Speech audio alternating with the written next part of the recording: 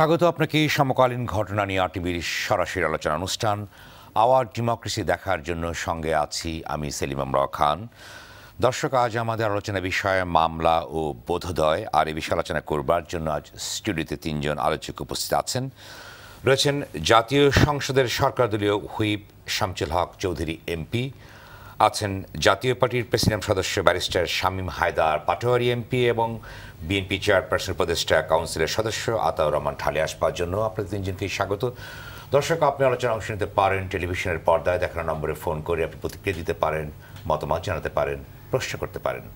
অনুষ্ঠানটি ইউটিউবে দেখতে পারেন, আর ফেসবুকে সরাসরি দেখতে ভিজিট করুন facebook.com/rtv online। আজকের আলোচনা বিষয় মামলা ও বোধোদয়। দর্শক, একাদশ জাতীয় সংসদ নির্বাচনের প্রায় 1.5 মাস পেরিয়ে গেলেও নির্বাচনের ফল নিয়ে এখনও সমালোচনা মুখর বিএনপি। 30 ডিসেম্বর অনুষ্ঠিত একাদশ জাতীয় সংসদ নির্বাচনে অনিয়ম ও কারচুপির অভিযোগ এনে ধানের শীষ প্রতীকে অংশ নেয়া জাতীয় ঐক্য ফ্রন্টের 74 জন প্রার্থী হাইকোর্টের নির্বাচনী মামলার আবেদন করেছেন। আবেদনে তারা ওই নির্বাচন বাতিল চেয়েছেন। আন্দোলন নির্বাচনে ব্যর্থ হয়ে বিএনপি এখন মামলাবাজ দলে পরিণত হয়েছে বলে মন্তব্য করেছে আওয়ামী লীগের প্রেসিডেন্ট সদস্য মোহাম্মদ নাসিম। এদিকে হোসেন মোহাম্মদ এরশাদের বর্তমানে জাতীয় পার্টির কি হবে এ নিয়ে ভেতরে বাইরে রয়েছে সমালোচনা।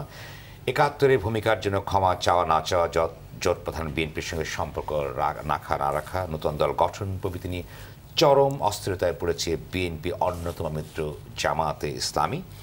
আলোচনা করবার জন্য তিনজন আলোচক। প্রথমেই আতাউর রহমান ঢালী, আপনি তো বিএনপি চেয়ারপারসন উপদেষ্টা কাউন্সিলের সদস্য, এবং যে এখানে 3টি প্রধান বিষয় এসছে সেটি হচ্ছে যে মামলা করা হয়েছে, 74টি মামলা হয়েছে, 74 জন মামলা করেছে ট্রাইব্যুনালে, অর্থাৎ হাইকোর্টের কাছে প্রার্থনা করেছে, মামলার আবেদন করেছেন। অন্যটি হচ্ছে সম্প্রতি এই যে একটি ডেভেলপমেন্ট আমরা লক্ষ্য করেছি জামাতের অভ্যন্তরে, অর্থাৎ কিছু পদত্যাগ করেছেন, তার প্রেক্ষাপটে আপনাদের সঙ্গে টানাপোড়েন সম্পর্ক থাকবে কি থাকবে না এই বিষয়টি নিয়েও বেশ গুঞ্জন শোনা যাচ্ছে। এই প্রসঙ্গে আপনার কি বক্তব্য আছে? ধন্যবাদ আপনাকে, ধন্যবাদ আমার সাথে যারা আলোচক আছেন বিশিষ্ট, যেমন শামসুল হক চৌধুরী ও শামীম হায়দার পাটোয়ারি। আসলে যে প্রশ্নটা এসেছে নির্বাচনের পরে যে মামলা দায়েরের যে প্রশ্ন এসেছে, আমরা আইনি এবং অন্যান্য সমস্ত দিকগুলোকে আমরা খোলা রাখতে চাই। সবসময় অর্থাৎ বিচার ব্যবস্থা নিয়ে তো আমরা বিভিন্ন প্রশ্ন স্থাপন করে থাকেন, সেক্ষেত্রে আমরা বলে থাকি, বক্তব্য দিয়ে থাকেন, সেক্ষেত্রে এটা কি ফল দেবে আপনাদের মামলাটি? এটা তো জনগণ নির্ধারণ করবে যে এই ফলাফল কি, এটার রেজাল্ট কি, জনগণ দেখবে। জনগণের কাছে আমরা যে বক্তব্য এই বর্তমান যে বিচার ব্যবস্থা সম্পর্কে বলে এসেছি, জনগণ এর প্রমাণ ইতিমধ্যেই পেতে চলেছে। আপনারা দেখেছেন যে নির্বাচনের আগে কিভাবে মামলা হামলা, তারপরে ভুয়া মামলায় হাইকোর্টে যেতে হচ্ছে, নিচের কোর্টগুলোতে কোনো জামিন দিচ্ছে না। এই যে জিনিসগুলো, এগুলো জনগণ দেখছে যে দেশের যে সুশাসনের অন্যতম অন্তরায় হচ্ছে এটি। এটা আমরা বারবার বলে এসেছি, আমরা সুশাসন চাই, গণতন্ত্র চাই। এর জন্য বিচার বিভাগের পৃথকীকরণ, এই দাবি পাকিস্তান আমল থেকে এ পর্যন্ত আমরা করে এসেছি। আপনারা কারা করেছেন? এদেশের পিপল, পলিটিক্যাল পার্টিজ, এবং দলের প্রতিনিধিত্ব করছেন, কিন্তু আপনার দল কি করেছে? এটা আমি কিন্তু এককভাবে কাউকে বলিনি, আমি দায় নিয়েই বলছি। আমরা বলেছি সকলেই এর দায় ভাগ গ্রহণ। সেটা এখন আপনারা উপলব্ধি করছেন যে দরকার ছিল পৃথকীকরণের। তো এখন যে প্রশ্নটি এসছে আজকে, জামাত নিয়ে প্রশ্ন এসেছে, জামাত নিয়ে জামাত কি করবে? জামাতের সাথে তো আমাদের যে ঐক্যটা, এটা হচ্ছে একটা কৌশলগত ঐক্য, কোনো নীতিগত ঐক্য কোনোদিনই ছিল না। যেমনিভাবে 14 দল গঠিত হয়েছে, ঠিক তেমনিভাবেই আমাদের 20 দল গঠিত হয়েছে। অনেকে বলে হরিহর সম্পর্ক আপনাদের সঙ্গে জামাতে ইসলামী থাকতেই পারে। দেখুন 14 দলের রাশেদ খান মেনন, ইনু সাহেবরা, ওনারা মন্ত্রীও হয়েছে 14 দল থেকে। তো ওটাও তো একটা হরিহর আত্মার বিষয়, কারণ দুইজনের রাজনীতি তো এক না। আওয়ামী লীগ আর রাশেদ খান মেনন আর ইনু সাহেবদের লক্ষ্য হচ্ছে বৈজ্ঞানিক সমাজতন্ত্র, এটা তো আওয়ামী লীগের লক্ষ্য না। তো কাজে তারপরে যদি তারা এক হতে পারে, আমরা মিনিমাম পয়েন্টে অতীতে আমরা এদেশে আপনারা দেখেন এই দেশে যত আন্দোলন হয়েছে, সরকার বিরোধী দল গড়তে হয়েছে, সবাই করেছে। ইভেন বিএনপি যখন ক্ষমতায় ছিল তখন আওয়ামী লীগ, ভিন্ন প্ল্যাটফর্মে জামাত, এদেরকে ইভেন জাতীয় পার্টিকে সাথে নিয়ে আপনার বিএনপির বিরুদ্ধে তারা আন্দোলন সংগ্রাম পরিচালনা করেছে। তো সেটা ছিল একটা কৌশল। আমি কি এটা বলতে পারি যে এটা আওয়ামী লীগের সাথে তারা মিলে গেছে জামাত? নো, ওটা আওয়ামী লীগের কৌশল ছিল। আরেকটি খবর বেরিয়ে আছে যেটা গণমাধ্যমে এসছে যে জামাতই এখন আপনাদের থেকে পৃথক হওয়ার চিন্তা করছে, বা আপনারা তাদেরকে সঠিকভাবে সহযোগিতা করেননি এরকম অভিযোগ তারা করতে চেষ্টা করেছে। অভিযোগ করতেই পারে, এটা যথাযথ ভূমিকা বা সহযোগিতা করেননি, করতেই পারে। আমরা কি কারণে সহযোগিতা এটা আমরা তো জানি না। এটা বায়বীয়ভাবে তো বললে হবে না কি সহযোগিতা তারা চেয়েছিল আর কি আমরা করিনি। এটা আর একটা ছোট্ট প্রশ্ন, এই জামাতের ভিতরে আমরা দেখেছি যে জামাতের একজন বড় ধরনের নেতা তিনি পদত্যাগ করেছেন এবং সংস্কারপন্থী সংস্কার বিরোধী দুটি ধারা পৃথক রয়েছে। এই বিষয়ে আপনাদের সুনির্দিষ্ট কোনো বক্তব্য আছে কিনা দলের যে সংস্কারপন্থীদের পক্ষে কিংবা আমি মনে করি যে জামাতের দৃষ্টিভঙ্গিটা কি? আমার দৃষ্টিভঙ্গি হচ্ছে যে জামাতকে বাংলাদেশে রাজনীতি করতে হলে বাস্তবতা উপলব্ধি করেই সেই রাজনীতিটা করা উচিত, এবং সেই ক্ষেত্রে আমার মনে হয় দীর্ঘদিন পরে হলো জামাতের ভিতরের সেই উপলব্ধি আসছে। সেটাকে আমরা যে কোনো ধরনের পজিটিভ, আওয়ামী লীগের ভিতরেও যদি কোনো পজিটিভ চেঞ্জ হওয়ার সম্ভাবনা এই মুহূর্তে কম, তারপরও আমরা স্বাগত জানাবো। কিন্তু বিভিন্ন সময় তো বলা হতো যে জামাত ইসলামের বিরুদ্ধে যখন যুদ্ধাপরাধের অভিযোগ আনা হতো তখন আপনাদের স্ট্যান্ড কি ছিল বা অবস্থান ব্যাখ্যাগুলো কি?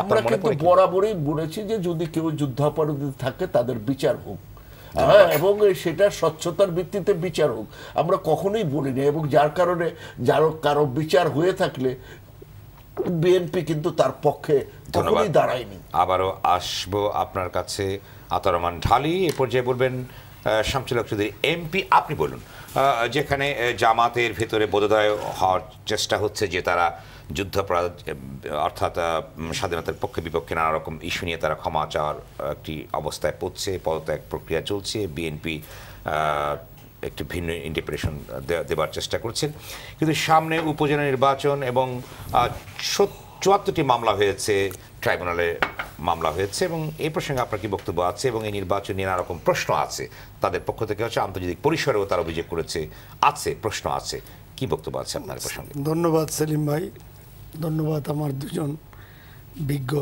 রাজনীতিবিদ শামীম হায়দার পাটোয়ারি এমপি এবং আতাউর রহমান ঢালী ভাই দীর্ঘদিনের পরীক্ষিত রাজনীতিবিদ।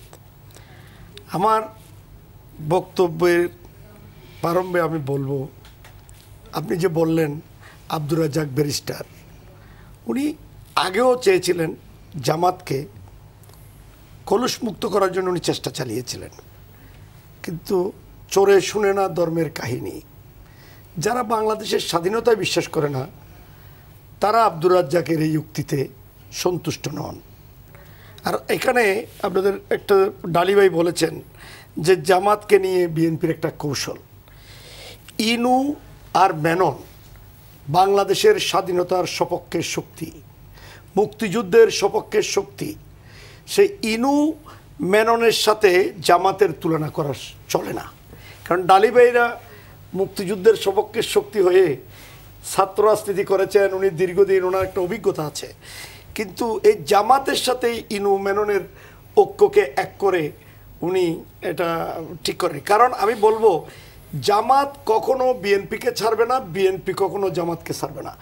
কারণ তাদের এই যিনি কলকাঠি নাড়েন দেশের বাইরে বসে, যিনি বাংলাদেশের উপর যারা আস্থা নেই, বিশ্বাস নেই, সেই চায় যে জামাতকে নিয়ে উনি রাজনীতি করবে। বিএনপির নেতা মেতা যা আছে সব চলে গেলেও তার কিছু আসে যায় না, জামাতকে ধরে রাখতে হবে। এই যেসব আপনার 14-15 সালে পেট্রোল বোমা মারলো, আগুন সন্ত্রাস করলো, এগুলো কি বিএনপির পক্ষে সম্ভব ছিল? আমরা বিএনপিকে চিনি, বিএনপি বহুজাতিক একটি রাজনৈতিক দল ছিল।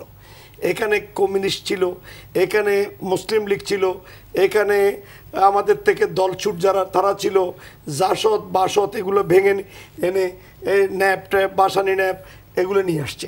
আপনি একটা জিনিস দেখেন না, এই যে বিএনপির রাজনীতির শুরু থেকে অশুদ্ধ, এরা নাম দিয়েছে বাংলাদেশ ন্যাশনালিস্ট পার্টি, ঠিক আছে, ইংরেজিতে। তারা বাংলাদেশে বিশ্বাস করে না, তারা বাংলা এটাকে সংক্ষেপে বিএনপি বলে, লেখে বাংলায় বিএনপি, কিন্তু তারা এটা হলো বাজা দল, এটা বাজা দল লিখতে হবে, সেজন্য তারা বাংলাদেশ জাতীয়তাবাদী দল এটা ছোট করে বলে না, এটা তো বিশ্বাস করে না, এটা বাসার মাস। আমি কি বলবো, ওদের বাংলাদেশের উপর ওরা পাকিস্তানি ফাকসাদ জমিন সাদবাদ করলে তাদের খুশি লাগে, আমার সোনার বাংলা ভালো লাগে। আমি বলি আপনাকে আমি বলি আপনি যে এইখানে গণতন্ত্র বলেন, বিচার ব্যবস্থা বলেন, সুশাসন বলেন, ওনারা তো মধু তাম্মুদকে আইনমন্ত্রী বানিয়ে দেশের বিচার ব্যবস্থার 12টা বাজিয়ে দিয়েছেন, নির্বাচনের 12টা বাজিয়ে দিয়েছেন, তত্ত্বাবধায়ক সরকারের 12টা বাজিয়ে দিয়েছেন। ওনারা যেগুলো করতে চেয়েছেন, এখানে কোনো গণতন্ত্র বলতে তাদের সময় কিছু ছিল না। তারা যে ছাউনি থেকে আসছে, সামরিক ছাউনি থেকে আবার পাটোয়ার হিসাবে রাগ করবে, ওখানে কি গণতন্ত্র আছে? ওখানে গণতন্ত্র ছিল না। সেখানে যেখান থেকে জন্ম গণতন্ত্রে নাই, সেখানে তো গণতন্ত্র হবে কোত্থেকে? আর সুশাসন, যা সুশাসন বিএনপি সময় দিয়েছে মাশাআল্লাহ, এগুলো বলে। আর আমরা যে নির্বাচন, আরেকটি প্রশ্ন আমি বলি, সম্পর্ক প্রশ্ন, সেটি হচ্ছে নির্বাচনের কথা। জামাতে ইসলামী সংস্কারপন্থী একটি দলে পরিণত হতে যাচ্ছে, আব্দুর রাজ্জাক যেটা বলেছেন যে ক্ষমা চাইতে হবে এবং পরিবর্তনের পক্ষে তিনি কথা বলছেন। আপনার দৃষ্টিভঙ্গি কি আছে? না, আমি তার সাক্ষাৎকারটা শুনেছি, উনি বলেছেন যখন বিবিসির মাসুদ বারবার ওনাকে প্রশ্ন করতেছিল, তো উনি বলছে যে জামাত ইসলামী বিলুপ্ত হওয়া দরকার, এদেশে জামাত দিয়ে কোনো রাজনীতি হবে না, এটা বিলুপ্ত হয়ে যেতে হবে। ওনার বক্তব্যটা শুনছেন কিনা জানি না। আপনার বক্তব্য কি আছে প্রসঙ্গে? আব্দুর রাজ্জাকের এই বক্তব্যের আমি বলবো যে আব্দুর রাজ্জাকের যে শুভবুদ্ধির উদয় হয়েছে, এটা জাতির পিতার কন্যা শেখ হাসিনা যেটা চাচ্ছেন বাংলাদেশে, এই যে পাকিস্তানি শক্তি এবং যারা বাংলাদেশের স্বাধীনতা বিরোধী তাদেরকে বাদ দিয়ে বাংলাদেশের রাজনীতি হবে এবং তাদেরকে বিএনপিও ছেড়ে দিবে।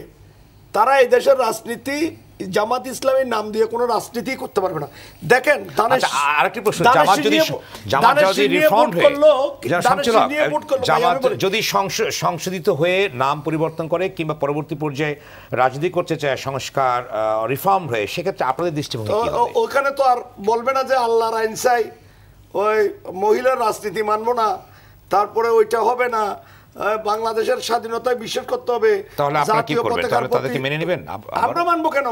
নতুন অনেক দল সৃষ্টি হচ্ছে না, তারা যদি নতুন প্রজন্ম দল সৃষ্টি করে, ওই যে যুদ্ধ অপরাধীদেরকে ঘৃণা করে, বাংলাদেশের স্বাধীনতায় বিশ্বাস করে, মুক্তিযুদ্ধের বিশ্বাস করে, পাকিস্তানকে ঘৃণা করে, তাদের প্রজন্ম জন্ম হয়েছে, যারা স্বাধীনতা যুদ্ধের সময় যাদের জন্ম হয় নাই, এখন নতুনভাবে প্রজন্ম আসছে, তারা যদি বলে যে নিজামী মুজাহিদি গোলাম আজমকে ধিক্কার জানায়, তারা যে ভুল করেছে জীবনে, তাদের সাথে আমাদের কোনো সম্পর্ক নাই, আমরা নতুন একটা, তারা যদি একটা শক্তি নিয়ে রাজনীতি করতে চায় তারা করবে, এগুলো তো আমাদের বাধা দেওয়ার কিছু নেই। কিন্তু ওই যে আপনি উপজেলার কথা বলছেন, আমি উপজেলা আবারও আসবো, আমি এরপরে আর একটা রাউন্ডে আপনার কাছে আমি আসবো। ব্যারিস্টার শামীম হায়দার পাটোয়ারি, আমরা আসলে বেশ কয়েকটি বিষয় আলোচনা করছি, সেটা হচ্ছে জাতীয় পার্টি এখানে আছে যে দলের নতুন নেতা নির্বাচনের একটি প্রক্রিয়া আছে আমরা জানি, এবং এ নিয়েও গণমাধ্যমে যত দূরে এসেছে যে একটি মানে দলের নেতারা নিষ্ক্রিয় হয়ে গেছে এবং এ নিয়ে আলোচনা সমালোচনা এবং আপনাদের ভিতরে সংক্ষিপ্ত অবস্থাটি বিরাজ করছে নেতা নির্বাচনে। এই বিষয়ে আপনার কি বক্তব্য আছে? না, এরকম কোনো আভাস আমরা মানে পার্টি অফিসে পাই না। একটা মাত্র পত্রিকা আমি এরকম একটা নিউজ দেখেছিলাম। তো এটা হচ্ছে যে অনেকেই চিন্তা করছেন যে পরবর্তীতে হালকে ধরবে, কিভাবে কি হবে। তো এখন আমি যেটা অনুভব করছি, ইলেকশন পরবর্তী একটা অবস্থা এখন বিরাজ করছে যে অনেকেই আমরা এমপি বানাতে পারিনি, অনেক যোগ্য প্রার্থী আমাদের ছিল, মহাজোটের মনোনয়ন দিতে পারিনি বা মনোনয়ন দিয়েছি হেরে গেছে। নানাভাবে এখানে আমাদের কিছু কিছু সফলতা আছে, কিছু কিছু ব্যর্থতা আছে। সেটা নিয়ে একটা স্বাভাবিক একটা অভিমান, দুঃখ, ক্ষোভ থাকাটাই খুব স্বাভাবিক। এত বড় একটা ইলেকশন হয়ে গেল। আপনারা কি জিএম কাদেরকে নেতা হিসেবে মেনে নিয়েছেন সর্বসম্মতিক্রমে? বিতর্ক নেই আপনাদের ভিতরে? ইতিমধ্যেই তো উনি উপনেতা হিসেবে সংসদে আছেন, কো চেয়ারম্যান হিসাবে ইতিমধ্যেই উনি আমাদের পার্টিতেই আছেন। তো এটা নিয়ে খুব কিন্তু একটা প্রধান নেতা হিসেবে আপনাদের দলে কি সর্বসম্মতি কোনো না, এখনো তো এটার কোনো মানে সুযোগই নেই, কারণ এখনো তো এরশাদ স্যার নিজেই চেয়ারম্যান হিসেবে আছেন, কাগজ স্বাক্ষর করছেন, অফিস মিটিং করছেন, মাঝে মধ্যে অফিসে যাচ্ছেন। তো এটা তো এখন এই বিষয়টা আলোচনার সুযোগই আসলে আসে নাই। না, উনি তো দলিল লিখে দিয়েছেন, একটা স্টেটমেন্ট দিয়েছেন যে হ্যাঁ তারা বর্তমানে উনি থাকবেন। সেটা নিয়ে কেউ কখন এখন ওপেনলি প্রকাশ্যে কোনো নেগেটিভ কমেন্ট ভিতরে কি আছে কেউ করে আমার মনে হয় না। তো সেটা আসলে সময়ই বলে দেবে কোথায় কি হবে। আমি যে বিষয়টা নিয়ে কথা বলতে চাচ্ছিলাম দুটি বিষয় নিয়ে, একটা হচ্ছে আমাদের অনেকগুলো মামলা হয়েছে ৭৪টা ইলেকশন ট্রাইব্যুনালে, সংসদে। তো বাংলাদেশের ইতিহাসে কিন্তু এর আগে আমি যতটুকু জানি মাত্র 2টো মামলায় হাইকোর্ট বা election tribunal on parliamentary election যারা আছেন, হাইকোর্ট কিন্তু ট্রাইব্যুনাল হিসেবে কাজ করবে। এখানে সাক্ষী হবে, ক্রস এক্সামিনেশন হবে, চিফ হবে, জেরা হবে, রিটেন স্টেটমেন্ট আসবে, রি স্টেটমেন্ট আসবে, বেটার স্টেটমেন্ট আসবে, একদম সিভিল কোর্টের ট্রায়াল যেটা, সেটা এখানে হাইকোর্টে হবে। এই ম্যাটারে কিন্তু হাইকোর্ট একটা অরিজিনাল ম্যাটারের কোর্ট। তো সেখানে সুধাংশু শেখর হালদার উনি জয়লাভ করতে পেরেছিলেন। আর 2008 সালের ইলেকশন নিয়ে ভোলার এমপি ফজলুল আজিম সাহেব ছিলেন স্বতন্ত্র এমপি, তার বিরুদ্ধে মামলা করেছিলেন বর্তমান এমপি আয়েশা ফেরদৌস, উনিও হাইকোর্টে জয়লাভ করেছিলেন। পরে অ্যাপিলেট ডিভিশনে গিয়ে ওটা স্টে হয়ে যায়, টাইমটা পার হয়ে যায়। এই দুটো ছাড়া বাংলাদেশের ইতিহাসে ইলেকশন ট্রাইব্যুনালে পার্লামেন্টারি ইলেকশনে সংসদীয় পদ বাতিল করার ঘোষণা খুব কম, মানে সাফল্যতা খুব না, যেটা ঐক্যফ্রন্টের পক্ষে বলা হচ্ছে যে যথেষ্ট এভিডেন্স প্রমাণ নিয়েই তারা আমি ওই পয়েন্টটাই আসছি। ইলেকশন বাতিল বা এমপিশিপ বাতিল হবে যখন ইলেকশনটাকে ম্যাটেরিয়ালি এফেক্ট হবে প্রমাণ করতে পারবে।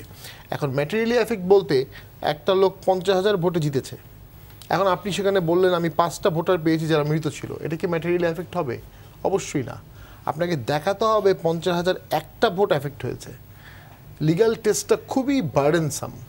তো সেই জন্য এইটা করে যে মানে খুব বেশি পলিটিক্যাল কিছু হবে তা না। তবে ইন্ডিয়াতে একটা উদাহরণ আমি বলবো, ইন্ডিয়াতে ইন্দিরা গান্ধীর নিজের ইলেকশন নিয়ে এলাহাবাদ হাইকোর্ট বলে দিয়েছিল ইন্দিরা গান্ধী এখানে করাপ্ট প্র্যাকটিস করেছে, এবং তারপরে সেটার বিরুদ্ধে যখন আলটিমেটলি হাইকোর্টে আসলো, সুপ্রিম কোর্টে আসলো, ওটাকে মাথায় রেখে ইন্দিরা গান্ধী 4 জনকে সুপারসিড করে একে রয়কে চিফ জাস্টিস করলো।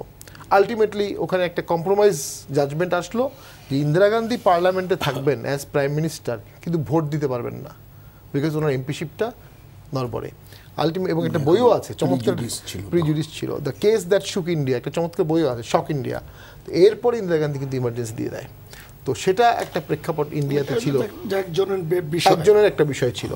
আর সেখানে একটা বিষয় ছিল যে ওখানে ইন্দিরা গান্ধী যখন ইমার্জেন্সি দিলেন ঠিক সেই দিন জয়প্রকাশ নারায়ণকে উনি অ্যারেস্ট করলেন, ওনার বাবার বন্ধু এবং অপোজিশন। মানে এটা জয়প্রকাশ নারায়ণ তখন বক্তব্য দিচ্ছিলেন এবং খুব ভালো বক্তব্য দিতেন। তো জয়প্রকাশ নারায়ণ কোনদিন কল্পনা করতে পারেনি যে ইন্দিরা গান্ধী তাকে অ্যারেস্ট করবে। তো ওইটা ইন্ডিয়ার একটা ফেস ছিল যেটা বাংলাদেশের এই প্রেক্ষাপটে খুব একটা সম্ভব না। তার কারণ হচ্ছে ওই যে বললাম, ইলেকশনের ডিফারেন্সটা কভার করা খুব কঠিন হবে। যে অভিযোগগুলো করা হচ্ছে এগুলোর জন্য প্রিজাইডিং অফিসারকে আসতে হবে, প্রিজাইডিং অফিসার, পোলিং এজেন্ট, এদেরকে আসতে হবে। এরা এসে ওখানে স্টেটমেন্ট দিবে এবং সেটা আবার জেরা এবং চিফে সাস্টেইন করতে হবে, তারপরে আদালত কোনো রায় দিতে পারে। আইনগত দিক বললেন, কিন্তু রাজনৈতিক কি ইম্প্যাক্টটা হতে পারে? যে রাজনৈতিক ইম্প্যাক্ট হিসেবে আমি যেটা মনে করি, আমি কিন্তু এটাকে সাধুবাদ জানাই এই কারণে, এর আগে সিটি কর্পোরেশন নির্বাচন নিয়ে বিএনপি যখন অভিযোগ তুলছিল তখন আমি বলেছিলাম বিএনপির ট্রাইব্যুনালে যাওয়া উচিত। গেলে যেটি হয়, বিএনপির বক্তব্যটা একটা অফিসিয়াল একটা রেকর্ডে আসলো, একটা স্টেটমেন্ট আসলো, এবং জাজমেন্টেও জজ সাহেব 2-1 ফাইন্ডিংস দিতে পারেন, 2-1 অবজারভেশন দিতে পারেন, যেটা বর্তমান ভবিষ্যৎ প্রেক্ষাপটে কাজে লাগতে পারে। কিন্তু বিএনপির যে 7 জন এমপি হলেন ঐক্যফ্রন্টের, তারা যে সংসদে যাচ্ছে না, এটাকেও আমি খুব একটা সমর্থন করতে পারছি না। কেন পারছি না? আমি যেমন গত পরশু দিনের আগের দিন 33 মিনিট সংসদে কথা বলেছি, হুইপ সাহেব ছিলেন।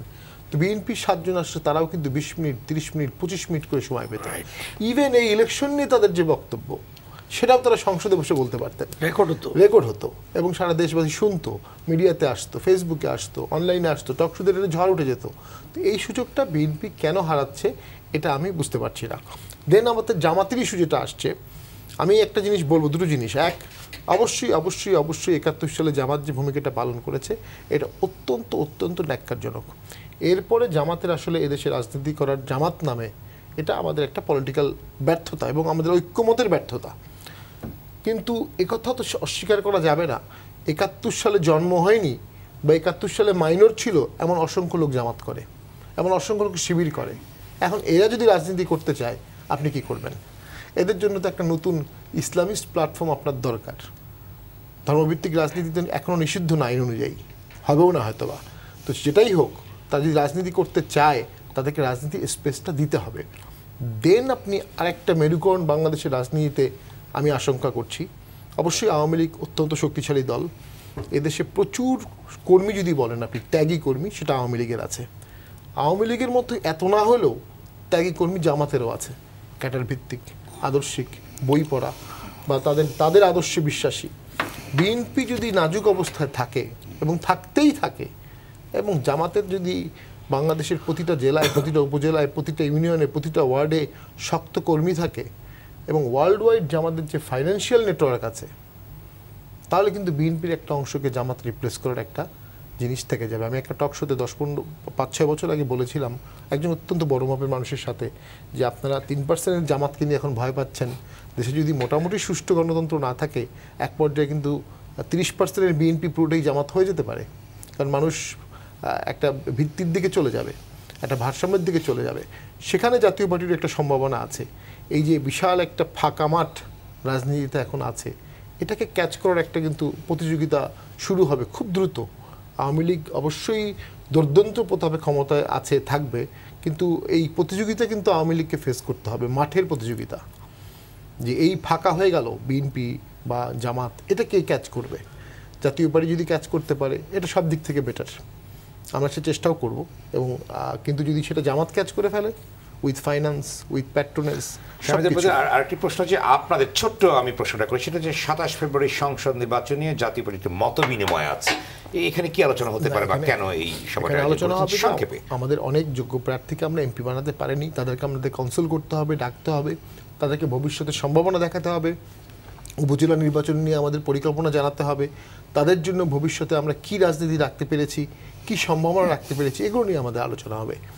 এর বাইরে মনে হয় না আর কোনো কিছু এখানে আলোচনা হবে। আবার আসবো জনাব আতাউর রহমান ঢালী, আপনি বলুন যে যেটি বললেন যে শামীম পাটোয়ারি বললেন যে সংসদে গিয়ে আপনারা কথাগুলো বলতে পারতেন, এটি আরো ভালো হতো। একটা দিক, আর একটা দিক হচ্ছে যে আপনারা 300 আসন সম্পর্কে আপনারা বলে থাকেন যে এখানে রিগিং হয়েছে বা অনিয়মের ভুরি উদাহরণ আপনারা দেওয়ার চেষ্টা করেছেন, তাহলে 74টি আসনে আমরা জেলা ওয়ারি আমাদের যে সিদ্ধান্ত হয়েছে, প্রতি জেলার থেকে প্রতীকী একজন এই ট্রাইব্যুনালে যাবে। এটা কি প্রতীকী ভিতরে সীমাবদ্ধ? নো, প্রতীকী মানে যে আমরা তো এগুলো দিয়ে প্রমাণ হয়ে যাবে যে বাকিগুলো কি হয়েছে। আপনার এখানে তো স্পষ্ট তাদেরকে, সরকারকে প্রমাণ করতে হবে যে এই ভোটগুলি প্রপার সিল দিয়ে, একটা ব্যালট পেপারে শুধু সিল দিয়ে ভিতরে ঢুকাই দিলেই কিন্তু সেই ব্যালট পেপারটা বৈধ হয়ে যায় না। সেই ব্যালট পেপারে আপনার পোলিং ইয়ের সিগনেচার লাগে, তার টিপসই লাগে, তারপরে ওইটাকে ঢুকাইতে হয়। তো কাজেই সেগুলি ওর ক্রস চেকিং হবে, আলোচনা হবে। একটা সিটে একজন প্রার্থী দেখা গেছে 30টা কেন্দ্রে সে 0 ভোট পেয়েছে, এবং এর আগের অতীতের 4-5টা নির্বাচনে কখনোই সে 0 ভোট পায়নি। এগুলো তো লজিক্যালি আসবে, এবং প্রমাণ হবে, এবং সারা বিশ্বের থেকে তো আজকে কথাগুলো আসতেছে যে নির্বাচনে অনিয়ম হয়েছে। তো আমাদের সেটা আমরা প্রমাণ করব, এবং জনগণ যে ভোট দেয় না এটা প্রমাণিত। আমাদের আপনাকে দালিলিক কি প্রমাণ আছে এই প্রসঙ্গে বারবার বলা হচ্ছে? অবশ্যই আমরা দালিলিক প্রমাণ ছাড়া কিভাবে যাব? যদিও সরকার অত্যন্ত সুকৌশলে মিডিয়াকে যাতে যেতে না পারে, ফেসবুকে আসতে না পারে, সমস্ত কার্যক্রমের ব্যবস্থাই ছিল, কিন্তু there is no perfect crime. কিছু না কিছু রেখেই যায়, যেটা আইনের ভাষায় বলে আর কি। তো সেগুলো আছে, সেগুলো সময় মতন যেমনিভাবে আইনি আদালতে তেমনিভাবে জনগণের আদালতে আমরা এগুলো পেশ করব। আমাদের সেই পেপার শ্বেতপত্র তৈরি হচ্ছে। ইট টেক্স এ লিটল ওয়াইল। আপনি জানেন 300 সিটে এই শ্বেতপত্র তৈরি করা নট এ ইজি টাস্ক। কিন্তু যেটি আপনারা যে নির্বাচনে অংশ নিচ্ছেন না, উপজেলা নির্বাচন এবং উত্তর সিলেট নির্বাচন, অন্যদিকে আপনারা শপথ নিচ্ছেন না, 3টি বিষয় আপনাদের এখানে আছে, এতে আপনারা কি আমরা যেহেতু টোটাল নির্বাচন প্রক্রিয়া থেকে আপনারা সরে আসছেন না, সরে আসিনি। এই ইতিহাস সবার, আওয়ামী লীগেরও আছে, পদত্যাগ করেছে, আবার বিরোধী দলও থেকেছে। তো কাজেই এটা রাজনীতিতে আমাদের কৌশল। আমরা এই নির্বাচনে আমরা মনে করেছি যে এই নির্বাচনটা আসলে এটা কোনো নির্বাচনই না, এটা প্রহসন ছিল। কাজেই ওই পার্লামেন্ট জনগণকে কিছুই দিতে পারবে না। আপনি যেটা বললেন এই যে আমাদের টক শোতে বলতে দেয়, হ্যাঁ, কিন্তু তার অর্থ কি এই যে সব স্বাধীনতা আছে? সব কিছু বলার স্বাধীনতা কি মিডিয়ার আছে? নাই, বলতে পারেন আপনি না, সব কথা বলার স্বাধীনতা মিডিয়ার সাহসের প্রয়োজন আছে, সেটা আপনার ব্যক্তিগত সাহসের বিষয়, সেটা আমরা বলি। কিন্তু মিডিয়ারা সেটা বলে না, কৌশলে বলে, অনেক সময় আকারে বলে, ইঙ্গিতে বলে, চেষ্টা করে। কিন্তু এবার আমরা দেখেছি মিডিয়াদের রক্তক্ষরণও আমরা জানি, অতীতের ঘটনাগুলো থেকেও আমরা দেখেছি। এবং বাংলাদেশের এই মিডিয়া, তাদেরকে আমি ধন্যবাদ জানাই যে যুগে যুগে তারা এই সুশাসনের জন্য, তারা এই মিডিয়ার যারা লোক, সাংবাদিক কর্মী, তারা অত্যাচারিত হয়েছে কিন্তু পিছপা হয়নি। সাময়িক তাদের রক্তক্ষরণ হচ্ছে, কিন্তু এই রক্তক্ষরণ তাদের বেশি দিন। জাতীয়তাবাদী সাংবাদিকদের জাতীয়তাবাদী সাংবাদিক বলে কথা নাই, সাংবাদিক তো এখন জার্নালিস্ট হ্যাজ নো বর্ডার। কোথায় ছিল আন্দোলন করে? Journalist has no border. আর আপনি যে কথাটা বললেন শামসুল হক ভাই, বিএনপির নাম নিয়ে আসলে এটা এমন কোনো বেসিক কিছু না। ধরেন আওয়ামী লীগ যে নামটা, এটাতে একটা বাংলা শব্দও নাই। তার অর্থ কি আওয়ামী লীগ বাঙালি বিরোধী? একটাই বলেন না, একটা বাংলা শব্দ বাংলাদেশ জাতীয়তাবাদী দল, আরেকদিকে বলেন না বিএনপি। তাহলে দুই রকম। আওয়ামী লীগ তো জনতার দল বলে না, জনতার দলও বলে না, আওয়ামী লীগই বলে। ইংরেজিতে বলেন, ফার্সিতে বলেন, সব জায়গায় তো আওয়ামী লীগ একটাই বলে। এদেশের একটি জাতীয় পার্টি একটাই বলে, আর আপনারা বলেন দুইটা। আপনাদের তো নকলবাজিতে শুরু হয়েছে, নকলবাজিতে শেষ হয়ে যাবে। ঠিক আছে, একটু বলতে দেন। রাজনীতিতে সব দলেরই নকলবাজি থাকে, সবাই কেউ অনুসরণ করে, এটা থাকে। এটা আপনাদের নাই এটা আমি বলবো না, আমি 100 উদাহরণ দিয়ে বলতে পারি। এটা থাকেই, রাজনীতিবিদ হলে আপনার ভিতরে যদি এটা না থাকে, এটাও আপনার একটা গুণের অভাব। তো এখন যে কথাটাতে আসছি, যে আসলে বিএনপি এদেশের একটি ঐতিহাসিক প্রয়োজনেই বিএনপির সেদিন জন্ম হয়েছিল। এবং আপনারা অনেকেই বলেন যে বিএনপির ক্যান্টনমেন্টের জন্ম। হ্যাঁ, প্রথমত কিছুটা আমি ডিফার করি এই কারণে, যদিও বিএনপি ক্যান্টনমেন্টে জন্ম, কিন্তু বিএনপির জন্মটা দেখে জিয়াউর রহমানের যে আগমনটা, সে এদেশের জনগণ তার মাথায় কিন্তু মুকুট পরাইছে। সে কিন্তু যুদ্ধ করে মুকুট নেয়নি, জনগণ তাকে বের করে নিয়ে এসে সিপাহীরা তাকে মুকুট দিছে। হ্যাঁ, তারপরে সামরিক চাইনি থেকে উনি রাজনীতি করেছেন। একটা ইতিহাস দেখান, সামরিক ছাউনি থেকে বেরিয়ে এসে যিনি গণতন্ত্রের সুবাতাস বইয়েছেন, বহুদলীয় গণতন্ত্র যেটা আপনারা বন্ধ করে গিয়েছিলেন, সেই বহুদলীয় গণতন্ত্র জিয়াউর রহমানের একজন সামরিক শাসক হয়েও করেছেন। আপনি দেখেন জিয়াউর রহমান যে সংবাদপত্র আপনারা বন্ধ করেছিলেন, যেটা ঐতিহাসিকভাবে একটি সামরিক শাসনের ওপেন করার কথা না, সেই সামরিক শাসক আজকে এখানে সংবাদপত্রের স্বাধীনতা দিয়েছে। আজকে দেখেন জিয়াউর রহমান রাজনীতিকে মানুষ কোনো রাষ্ট্রপতিকে গ্রামে দেখে নেই, ইভেন আইয়ুব খানকেও না। হ্যাঁ, কারণ বঙ্গবন্ধু তুলে দিয়েছে, ওটা আপনি বললেন, হিজবুল বাহারে বলবেন, ওটা বলবেন, ওটা আপনার বলার থাকলে বলবেন।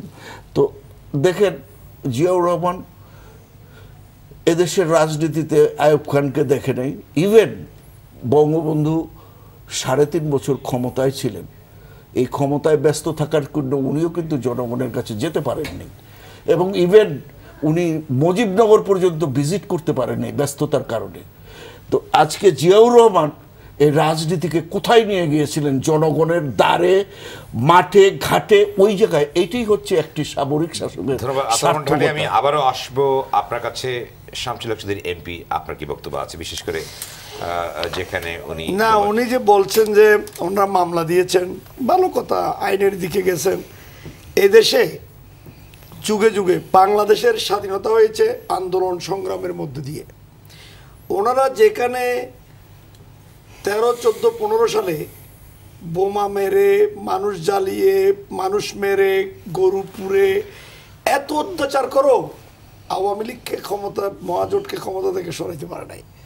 তাদের বোঝা উচিত, ওরা তো এখন মানে অনেক সময় মানুষ হতাশ হয়ে অনেক কিছু করে, আমি ওদের দোষ দিচ্ছি না, ওদের মধ্যে তো কোনো রাজনীতি বলতে কিছু নাই। ওরা একজন আরেকজনকে, আপনি উপর দিয়ে দেখতেছেন খালি ওই যে সাংবাদিক সামনে নিয়ে রিজভি আছে, আর রিজভি যা বলে উল্টা আরেকজন তা বলে, ওদের কোনো রাজনীতি নেই। আপনি ডালি ভাইকে যদি এখন বলেন আপনি আন্দোলন করতে নামেন, যেদিন 30শে ডিসেম্বর ভোট হয়েছে, 1 তারিখে 31শে ডিসেম্বর রাস্তার মধ্যে শুয়ে যেতেন ওনারা, সমস্ত ক্যান্ডিডেট গড়াগড়ি খেতেন, হাজার হাজার লক্ষ লক্ষ ওনাদের যে ভোট পড়েছে, তাদেরকে যে ভোট দেওয়ার সুযোগ দিয়েছি, জামাত বিএনপি যে ভোট দিয়েছে, তারা কত ভোট পেয়েছে এটা তো বলে নাই। তারা তো 1 কোটির কাছাকাছি ভোট পেয়েছে বাংলাদেশে। তো সুতরাং তারা যে ভোট পেয়েছে, তাদের দোষে আজকে তারা 6-7টা সিট পেয়েছে। কারণ তারা কি করছে, জামাতকে দিছে, এগুলো শেষ। তারা ডক্টর কামালের মতো একটা মানুষকে চলতে পারে না, ফিরতে পারে না, উনি এখন ওনার এই অবস্থায় ওনাকে টেনে এনে বসাইয়া ওনাকেও বেজ্জতি করছে। উনি বলছেন জামাতকে যে ওরা সিট দিবে এটা জানলে আমি যেতাম না। তো আমি ওনাকে শ্রদ্ধা জানাই, উনি বাংলাদেশের সংবিধানের সাথে যুক্ত, বাংলাদেশের জন্য ওনার দরদ আছে, উনি বঙ্গবন্ধুর প্রতি ওনার শ্রদ্ধা আছে, কিন্তু ওনাকেও ওনারা সাকসেসফুল হয়েছেন। ওই ধরনের একটা মুক্তিযুদ্ধের সপক্ষের কথা বলার মানুষকে ওনারা জামাতের সাথে একত্রিত করতে পেরেছেন। উনি এই যে বলছেন টিপ দস্তখত দিয়ে, আপনি প্রমাণ করেন টিপ দস্তখত দিছে না কি হয়েছে, ভোট হয়েছে।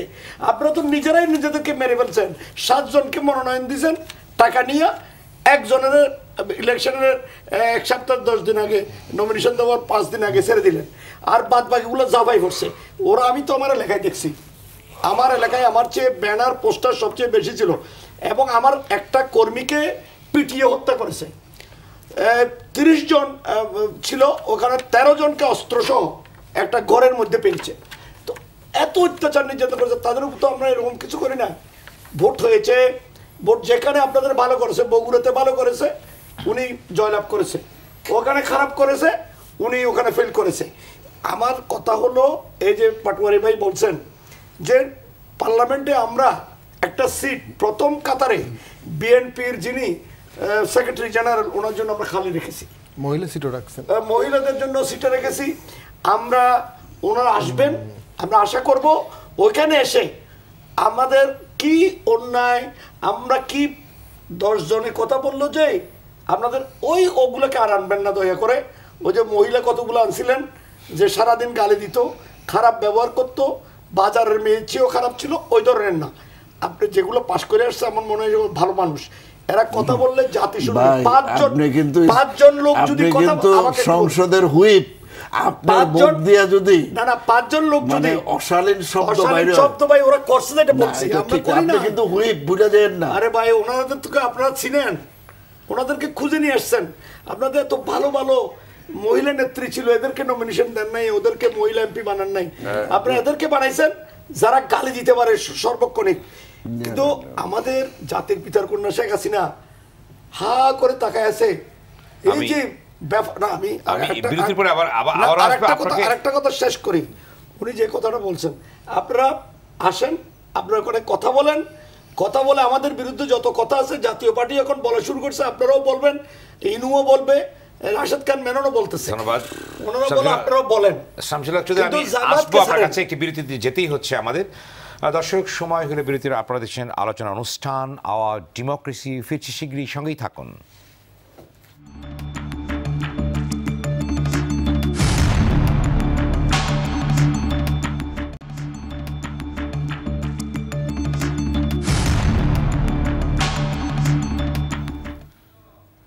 স্বাগত আরেকবার সমকালীন ঘটনা নিয়ে আরটিভির সরাসরি আলোচনা অনুষ্ঠান আওয়ার ডেমোক্রেসিতে। সঙ্গে আছে আমি সেলিম আমরাও খান।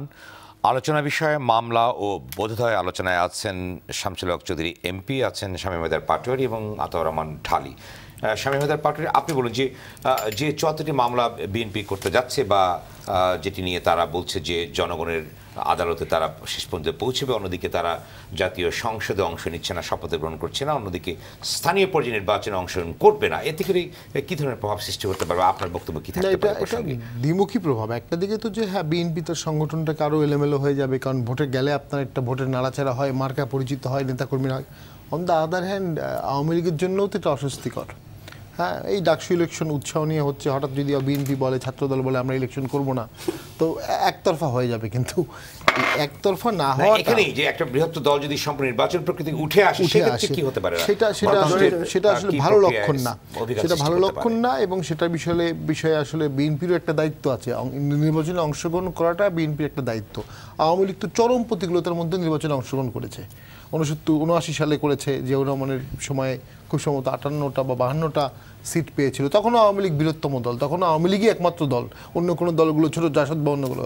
তো সেটা ইলেকশন না করাটা কোনো সমাধান না, কিন্তু ইলেকশন না করলে এটা আওয়ামী লীগের জন্য একটা অস্বস্তির সৃষ্টি হচ্ছে যে দেশটা তাহলে আওয়ামী লীগ এভাবে চালাতে পারলো না, যে একটি বৃহত্তম দল কোনো ইলেকশনে অংশগ্রহণ করতে চাচ্ছে না। এটা কিন্তু একটা মানে আমাদের ইন্টারন্যাশনাল সূচকে গিয়ে একটা হিট করবে এবং বিভিন্ন ফোরামে গিয়ে কিন্তু এটা আলোচনা হবে। ইতিহাস সম্পর্কে একটা লোক বলেছে যে ইতিহাসের হচ্ছে নদীর মতো, নদীর উপরের ধারাটা খুব দ্রুত যায় আর নিচের ধারাটা খুব স্লোলি যায়, কিন্তু নিচের ধারাটাই কিন্তু নদীর গতিপথটা ঠিক করে বা মাটিটা ঠিক করে। তো ওই যেটা বললেন ঢালী ভাই, যে একটা আন্দোলনের মাধ্যমে জিয়াউর রহমান আসছে, আন্দোলনটা করেছিল কিন্তু তাহের, শ্রমিকদের সৈনিকদের নিয়ে এবং ইয়াদের নিয়ে। কয়েকদিন পরে যখন তাহেরের ফাঁসি হয়ে গেল, ওইটা কিন্তু ইতিহাসের ওই নদীর তলদেশের ধারাটা, ঠিক ওই মুহূর্তে দেশের বামপন্থীর একটা বড় অংশ বুঝে গেল জিয়াউর রহমানের সাথে তাদের অ্যাডজাস্টমেন্ট হবে না, তাদের আলটিমেটলি সেই pre-71 সালে আওয়ামী লীগ প্ল্যাটফর্মেই চলে আসতে হবে। ইনু, রাশেদ খান মেনন বা অন্য যারা, তারা যে আজকে আওয়ামী লীগে আছে, ওটা ওই তাহেরের ফাঁসির রিয়াকশনই কিন্তু মূলত আমার মনে হয় অ্যাপারেন্টলি, বা অনেক বই খাতায় আমরা যা দেখি।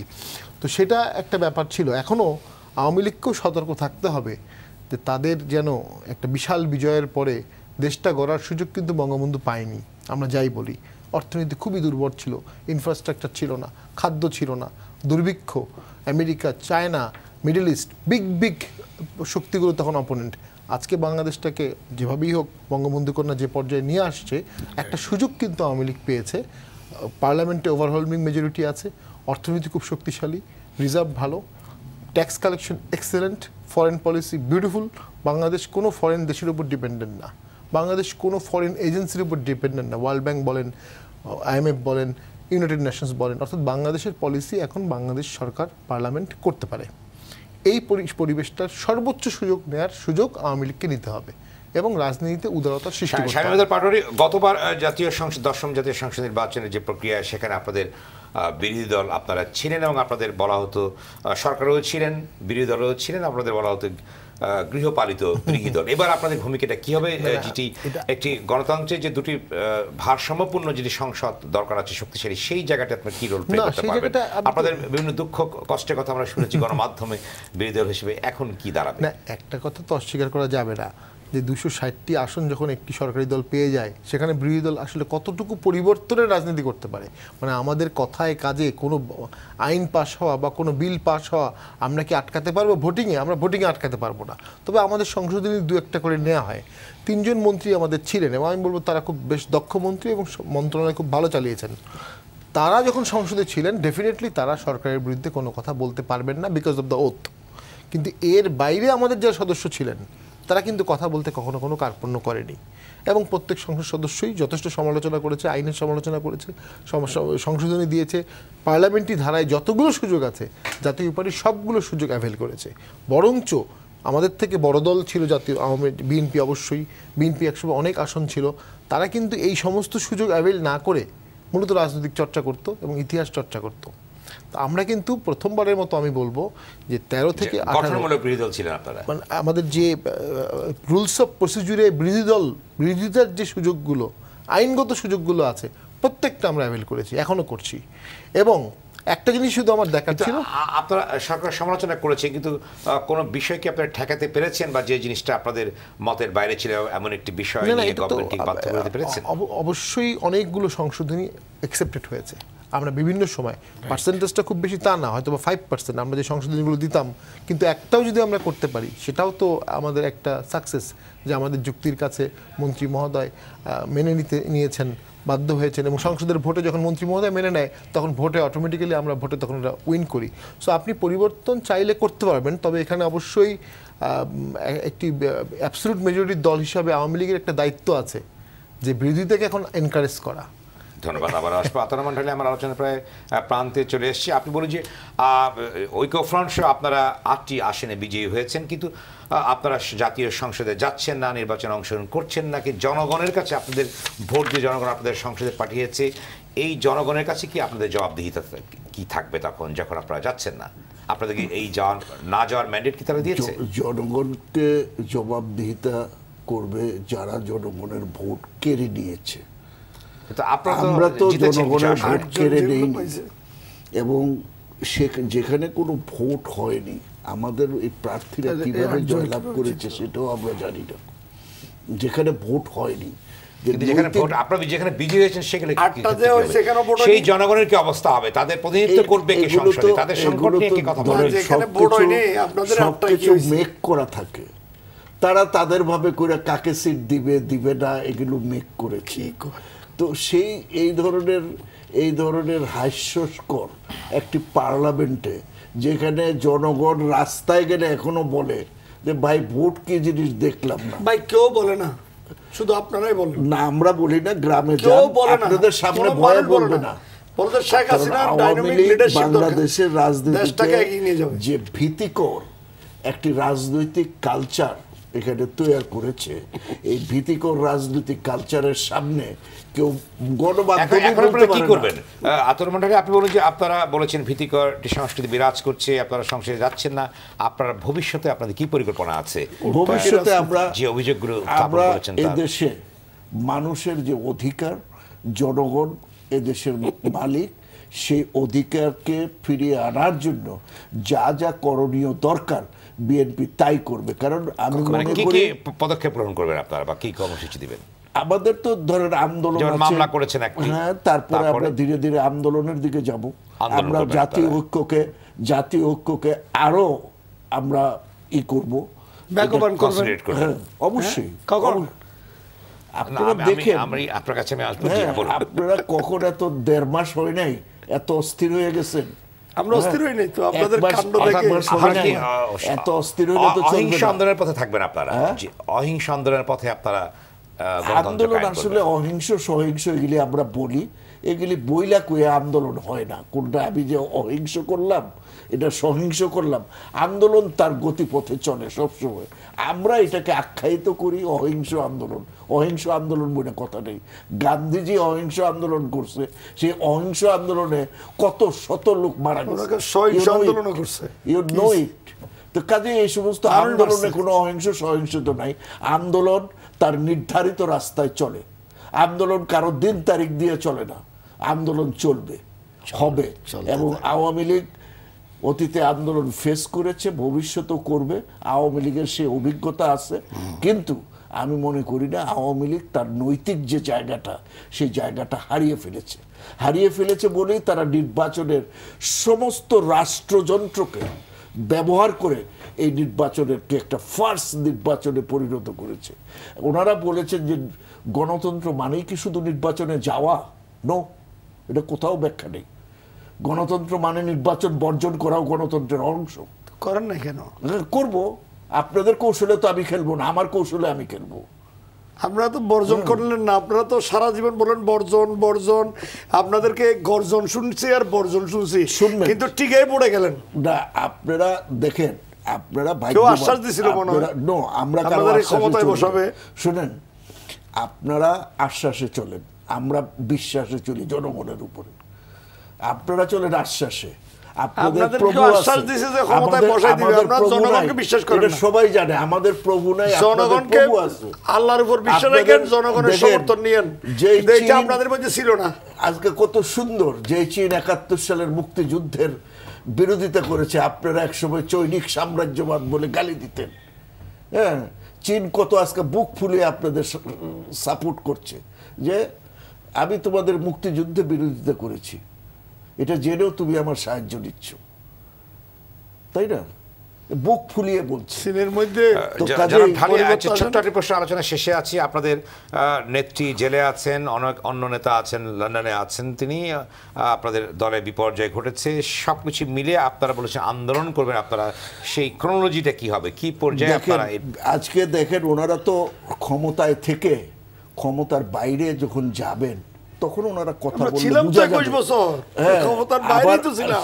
আমরা সময় শেষ প্রায়, আমরা তো 21 বছর ক্ষমতার বাইরে ছিলাম। আমাদের দলের নেত্রীকে অন্যায়ভাবে জেলে, আমাদের নেতাকে দেশের বাইরে, কি করবেন আপনারা? খুব সংক্ষেপে 10 সেকেন্ড। আমরা তারপরও বিএনপি এদেশের জনগণের দল, এই ভোট প্রমাণ করেছে। কারণ যদি কি করবেন আপনারা, কি করতে যাচ্ছেন? আমরা অবশ্যই জনগণের কাছে যাব, জনগণকে মধ্য সাথে নিয়ে আমরা এর সমাধান খুঁজব। ধন্যবাদ জনাব শামসুল হক চৌধুরী, আপনি শেষ বক্তব্য দিন। যেখানে বিএনপির মতো একটি বৃহত্তর দল সংসদের বাইরে আছে, তারা আন্দোলনে আছে, নির্বাচনে তারা অখুশি আছে, মামলা করেছে, সেক্ষেত্রে একটি ব্যালেন্সিং মেথড যেটি ডেমোক্রেসিতে আছে, সেক্ষেত্রে গণতন্ত্রকে শক্তিশালী করার জন্য আমি বলি রাজনীতির শেষ কথা নেই, কিন্তু আমার একটা জিনিস খুব সংক্ষেপে, আমি একটা জিনিস এই যে বললাম না, উনি বলছেন আন্দোলন করার ঘোষণা দিয়েছে, বহুদলীয় গণতন্ত্র, ওনাদের কোনো বহুদলীয় আছে, গণতন্ত্র নেই। ওরা জীবনেও মাঠে নামতে পারবে না। কারণ কি জানেন? ওদের জনতার শক্তি নেই, ওরা জনতার শক্তি হেরে ফেলেছে। যেখানে জেল জুলুমের বয়ে বা জেলে যেতে হবে, বিচারের দ্বারপ্রান্তে আসতে হবে, কোর্টে দাঁড়াতে হবে, সেই বয়ে একজন পলাতক আসামি বাইরে বাইরে পালিয়ে বেড়ায়, ওখান থেকে বসে বসে ওই হুকুম দেয়। এই দেশে কি করবে? দেশের জনগণ বুঝতে পেরেছে যে খালেদা জিয়া পাপের প্রায়শ্চিত্ত করছে, তার ছেলের পাপ বাপকেও ছাড়ে না, ওই ছেলের পাপ মাকেও ছাড়ে নাই। কালো টাকা যারা সাদা করে এদেশের মানুষ, আপনারা মনে করেন যে ভোট খুলে দিবে, সব ধানের শীষ জোরে জোরে পড়বে। আপনাদের তো ধানের শীষ মানে তো শোভা, এটার ভিতর কোনো সাইল নাই। আপনারা জনগণকে ভোট দিয়ে দেখতেছেন খোলস, আপনাদেরকে জনগণ ধিক্কার জানায়, আপনারা রাস্তায় দাঁড়ান। কিন্তু আন্দোলন করবে তো বলেছে তারা। আন্দোলন তো ভাই বকবাজি, ফোকাসবাজি, আন্দোলনবাজি, ওগুলো তাদের পার্টি অফিস একটা আছে, ওই ল্যাংরা রিজবি আছে, ওই চালাইতে থাকবে আন্দোলন। কোনো আন্দোলন রাস্তায় হবে না। ওরা আন্দোলন করার মতো শক্তি, জনতার শক্তি তাদের নাই। আওয়ামী লীগ এদেশের বৃহত্তম রাজনৈতিক দল, ফোর খাওয়া রাজনৈতিক দল। আজকে যদি আমাদের কোন নেতা, আমাদের মহিউদ্দিন চৌধুরীর মতো একজন নেতাকে 5 দিন রাখতে পারে নাই, বিনা বিচারে আটকাইছিল, 5 দিনের মধ্যে সারা চট্টগ্রামের সমস্ত চট্টগ্রাম বন্ধ হয়ে গেছে, তাকে ছেড়ে দিয়ে বাধ্য হয়েছে। একজন নেত্রীকে সারা বাংলাদেশে, যিনি 3 বারের প্রধানমন্ত্রী দাবি করে, উনি ভিতরে গান গাচ্ছেন, চুল এখন কলব নাই, সাদা হয়ে গেছে। এটা দেখলে তো মানুষ ভয় পাবে এখন ওনাকে। ধন্যবাদ। তাকে ওখানে রেখে আন্দোলন, কি আন্দোলন করবেন আপনারা? আপনাদের আন্দোলন এদেশের মানুষ। ধন্যবাদ শামসুল হক চৌধুরী এমপি, সময় দেওয়ার জন্য ধন্যবাদ। শামীম হায়দার পাটোয়ারি ধন্যবাদ। আতাউর রহমান ঢালি সময় দেওয়ার জন্য ধন্যবাদ। আপনাদের সবাইকে আলোচনা অংশ নেওয়ার জন্য। দর্শক, আপনারা যারা টেলিভিশনের পর্দা এবং ফেসবুকে আলোচনা শুনছেন, আপনাদেরকে ধন্যবাদ জানিয়ে রেখে আওয়ার ডেমোক্রেসি অনুষ্ঠানটি সপ্তাহের শনি এবং রবিবার সম্প্রচার হয়। দেখার আমন্ত্রণ। সবাই ভালো থাকুন, সুস্থ থাকুন, নিরাপদে থাকুন।